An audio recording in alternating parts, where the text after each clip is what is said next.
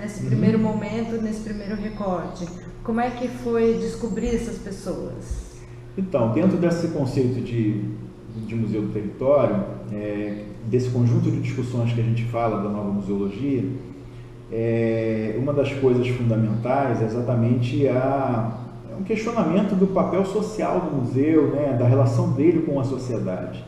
E nisso se questiona um pouco nos museus tradicionais o fato das escolhas do que é memória e da memória que representa aquela população, ela ser feita somente por técnicos, né, por coordenadores, diretores, até patrocinadores, né?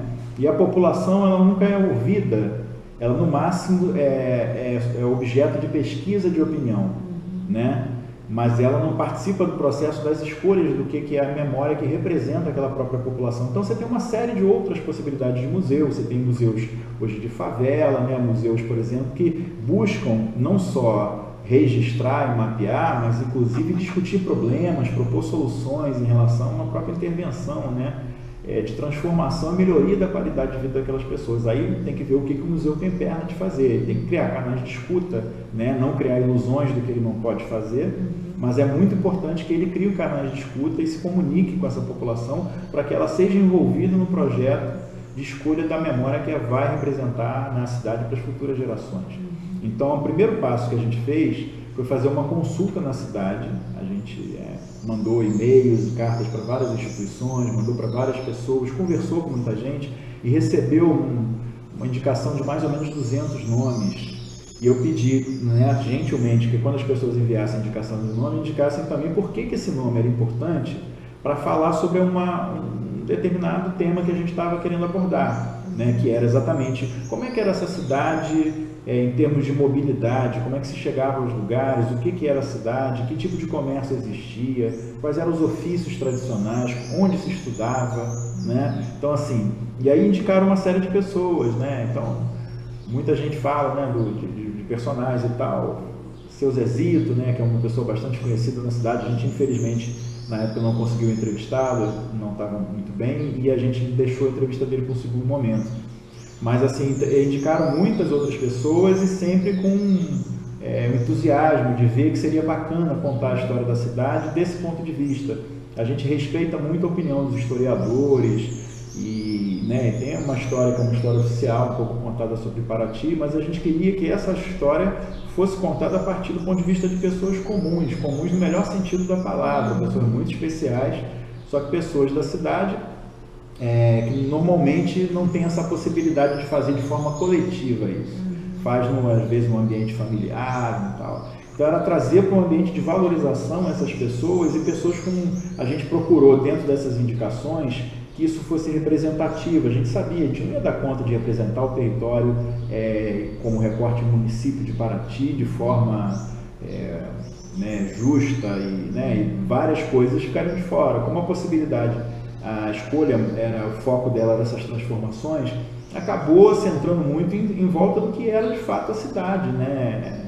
Que se resumia muito ao centro histórico naquele momento.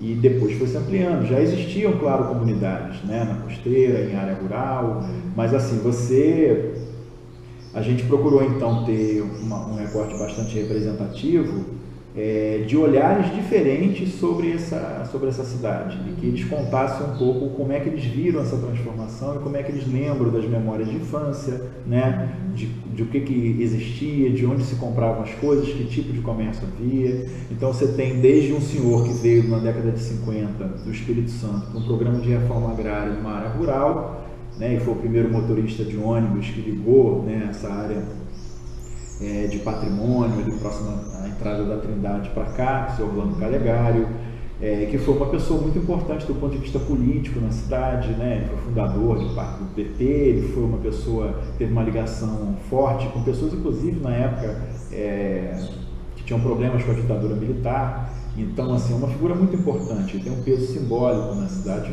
grande. Então, ao seu Mané Rita, por exemplo, que é um senhor que está com 95 anos, que era barqueiro e entregava banana de canoa, né, em Mangaratiba. Então, a gente conseguiu localizar, inclusive, foto da canoa que ele cita, que levava com banana, e ele carregando essas bananas para levar para lá. Então, Então, ao mesmo tempo, ele não é só isso, né? Ele sai em bloco de carnaval, adorava sair vestido de mulher, uma tradição na família dele, né? Ele tem histórias deliciosas, ele conta a história, por exemplo, de uma cachaça que ele guarda há 40 anos para o dia que ele morrer, e que ele quer que as pessoas bebam essa cachaça, só que a cachaça está lá envelhecendo e a morte não vem. Então os amigos dele escreveram o nome no rótulo, praticamente todos já faleceram, acho que com exceção de um, que é o Theo Hamek, e ele está lá, né? A cachaça está lá há 40 anos e ele está com 95 e a garrafa está lá. Ele quer que passe no rosto dele, no velório, sabe? Tem um conjunto de coisas, é uma grande figura, uma figura maravilhosa, linda, que conta a história da cidade de uma maneira incrível, com uma memória ainda incrível. E pessoas assim, do centro histórico, né? A Dona Maria Hamek, que é de uma família de música, irmã do seu Zezito, ela tem uma memória maravilhosa sobre o centro histórico, ela foi professora, conta a história de que ela tinha que atravessar o rio para ir para a próxima Ponte Branca para dar aula de cavalo, né? Por dentro d'água para dar aula, conta histórias incríveis assim, da cidade, sabe tudo da culinária característica de Paraty, ela inclusive teve na jornada de debate numa mesa, né, com a Paula Pinta Silva falando sobre a culinária paratiense. Enfim, esses personagens a gente escolheu, tem por exemplo a família que o pai teve, né, o seu Israel teve uma padaria no centro histórico, a padaria do Israel, né, e essa padaria ela saiu, ainda com ele vivo, e se dirigiu ao bairro do Portal. E essa padaria, a padaria do Portal, né, e que está lá até hoje, ou seja, é um ofício que foi mantido tradicional em outro bairro de uma família que foi, né, teve essa padaria no centro histórico. Então, assim, um outro olhar, né, e tem uma outra história que eles contam maravilhosa também, que eles têm uma broa, que foi ainda do dia que o Rael faleceu, ele fez broas de manhã, e essas broas que ele fez de manhã foram servidas no próprio velório dele, né, estavam prontas e foi servido. E a família guardava dentro de uma lata de farinha ainda uma broa, e eles nos permitiram inclusive fotografar, e é uma broa que tem uma certa memória do pai, que a família vai lá de vez em quando prova um pedaço, é como se estivesse junto, né, compartilhando um pouco ainda com ele isso. Então são histórias lindas, né, emocionantes e tal, estão nos depoimentos. Eu acho que a ideia era essa, né, era contar coisas não só do ponto de vista de acontecimentos históricos, né, reconhecidamente importantes e tal, mas contar do ponto de vista dessas pessoas o que elas julgam importante, pelo seu afeto, pelas suas lembranças. Eu acho que isso a gente cumpriu muito bem. São entrevistas de 1h30, né? E que a gente fez uma edição em torno de 8 minutos para cada personagem. E essa edição sempre se faz escolhas também, né? Então tem muitas possibilidades ainda nesse material que podem ser exploradas, e tem um conjunto de outras pessoas que a gente ainda não entrevistou. Se amanhã a gente faz um outro recorte, que não é mais a transformação do centro histórico, a gente vai, por exemplo, focar outras localidades, outros recortes no município, mas a nossa escala de atuação é o município de Paraty, né? Então essas pessoas estão ali, a gente está com a importância de registrar, né?